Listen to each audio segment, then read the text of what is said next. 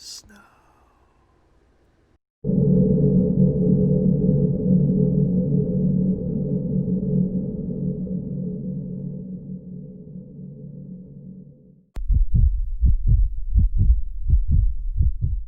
I'm an upperclassman in college. I just returned back home because it's spring break and I don't have many friends to spend time with. It's got me thinking about freshman year. Back when I was just getting settled with things, friends, studies, I met a dude I'll call Kyle. Kyle was the type of guy you couldn't imagine without a beer in one hand and a football in the other, as if his central nervous system, including the brain and the spinal cord, was completely dormant, while his peripheral nervous system was simultaneously working at peak efficiency. Kyle was not the type of guy I'd usually hang around with. But I was desperate and he seemed cool enough, so I gave him a shot. One night I was at a party of his, hanging out at a very typical suburban household complete with 2 stories and a white picket fence. My sensory neurons taking messages from my peripheral nervous system to my central nervous system, communicating with my interneurons, and then activating my motor neurons to create some semblance of speech, when I noticed people beginning to leave. It was only 9 p.m. at this point, so when I looked around and noticed that there were only a few people left, including myself and a few guys I didn't recognize, my axonal membrane depolarized, firing off an action potential across my synapses. Of course, this signaled a variety of neurotransmitters across my synaptic clefts, and, through integration organizing excitatory signals, caused my axons to transmit nerve impulses. I needed to know what was going on, so I walked up to one of the dudes to get some information. He didn't respond immediately. Instead, he looked at me with this weird smile. He wasn't a large guy by any means, probably about 5'6", but he somehow still appeared lanky. His complexion resembled white matter, its myelin sheath covering the axons connecting cell bodies. And his smile was as crooked as the dendrites bringing information to those cell bodies. There was just something off about him. When he did respond, he whispered something about needing a ride. I'd noticed in my peripheral vision at this point, potentially heightened by my central nervous system's sympathetic autonomic region dilating my pupils, that the other few people left in the room had begun slowly approaching me. At this point, I was at my limit. I didn't know if it was just my anxiety, but Kyle was nowhere to be found, and I was alone with strangers who didn't exactly seem friendly. But I couldn't just run. I told the lanky one that I needed a ride, and he just nodded, then began walking slowly towards the door. The others followed. I knew this would be my only chance to create some distance between them and I, so I quickly jolted towards the bathroom. Conscious of them running behind me, a reflex arc synchronizing a series of neurons between the central and peripheral nervous systems allowed me to quickly slam and lock the door as soon as I arrived at the bathroom. As I stood there, helpless in that bathroom, my assailants viciously banged on the door and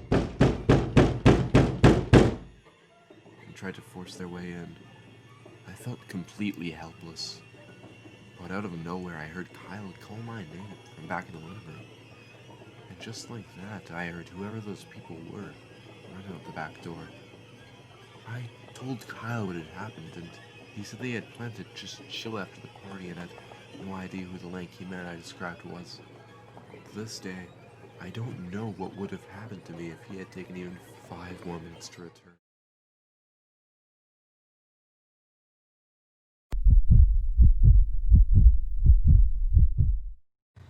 I work as a bouncer at a local nightclub.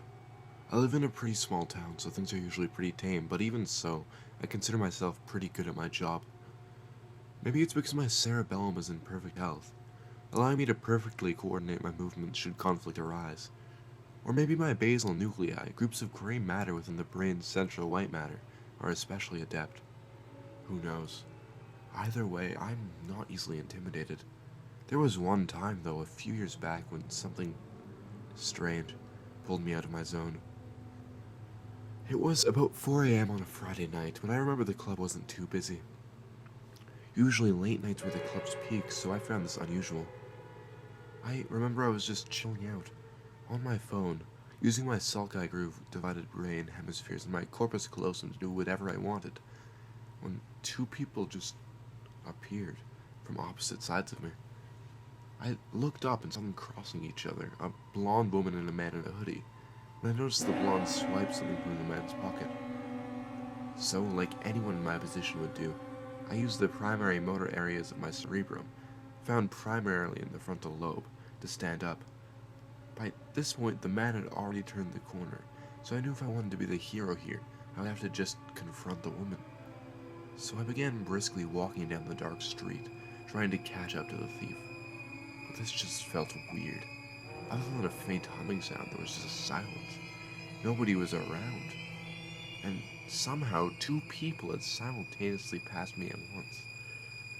Suddenly, I was pulled out of my thalamus's observations by a blood-curdling scream. My premotor area pushed me to jump into action as I broke into a sprint, pushing towards that scream. My prefrontal area and my diencephalon told me that I was abandoning my post, but I didn't care at this point. With my cerebellum keeping me balanced, I jolted down an alley when I heard a snap. As if somebody's brainstem and RAS had snapped, cutting the bridge between the central nervous system and the peripheral. I stopped in my tracks. My somatic system told me to look behind me as I heard a footstep, and so I did. What I saw told me exactly what was going on. The pickpocketed man was staring at me, holding a sharp knife. I had been set up. It wasn't a surprise when I heard more footsteps coming from behind me and saw that woman and a few new faces. Typical street thugs. But that snapping sound seemed to be cycling. It couldn't be coming from the thieves. "Hey," I called out to the woman. "What do you want?" She didn't respond. It seemed that she heard the snapping sound too, but it was getting closer. Suddenly, a jolt of movement that would be enough to permanently damage the central nervous system, but not the peripheral nervous system, whose white matter could repair itself, erupted behind me. When I turned, all I saw was a pair of legs being pulled around the corner. And so, I ran, and so did the woman and her cronies. As I made it back to the club, though, I heard screams, and knew that I was the only one who was out there that survived, whatever it was that was chasing us. Maybe it was some guardian angel, or whatever, but I don't know. I don't really believe in the paranormal. Someone or something clearly saved me from God knows what would have happened to me in that alley. But I live with guilt every day. I haven't told a soul about that night, not even the police. But all I know is that I've never heard anything about any disappearances or even conflict from any source. Maybe it was a dream, or just a prank. All I know is that I'm lucky to be alive.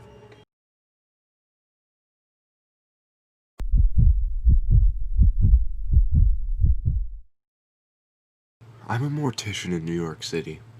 Throughout my career, I've become pretty accustomed to death and many things that would terrify the average person. However, last week I encountered something that has caused me to completely question my sanity. I woke up at about 7 a.m. on a Thursday.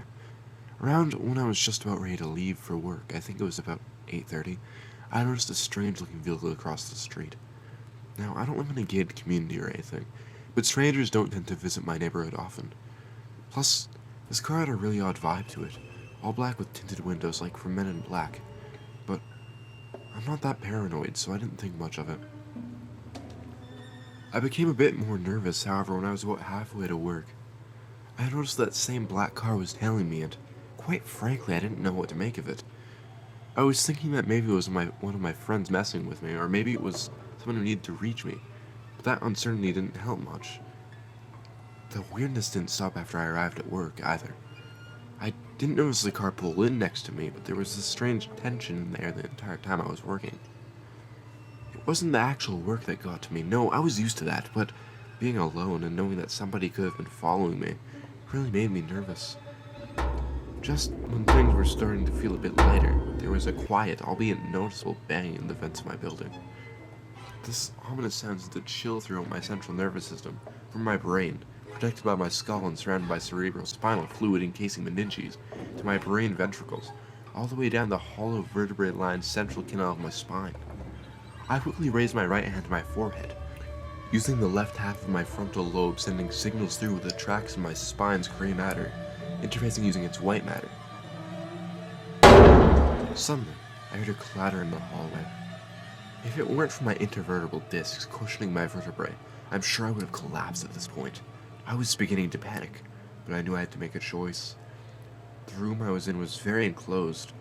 No windows, only one entrance, likely due to the fact they were unlicensed. Using my 12 pairs of cranial nerves along with my 31 pairs of spinal nerves, involving cell body encasing dorsal root ganglions with all 3 types of neurons, I mustered up the confidence to make my way to the door. Taking short steps, I slowly crept over to the handle before tensely turning it. As I pushed the door open, I was greeted by something that terrified me. Nothing. The vent cover had clattered no more than a minute prior, but it just laid there on the ground, unmoved. Nothing in sight. I slowly made my way around the corner of the hallway, peeking my head across the junction, but there was literally nothing. Either way, I was terrified and I knew I had to leave. So I did. I called my boss and quit right then and there. Without the neurons in my brain creating signals and interfacing with the neurons in my spinal cord, I can't say for sure exactly whether I would have been able to walk out into the hall that day. To this day, I'm not exactly sure what it was that was following me, but I'll never forget the sounds of that vent.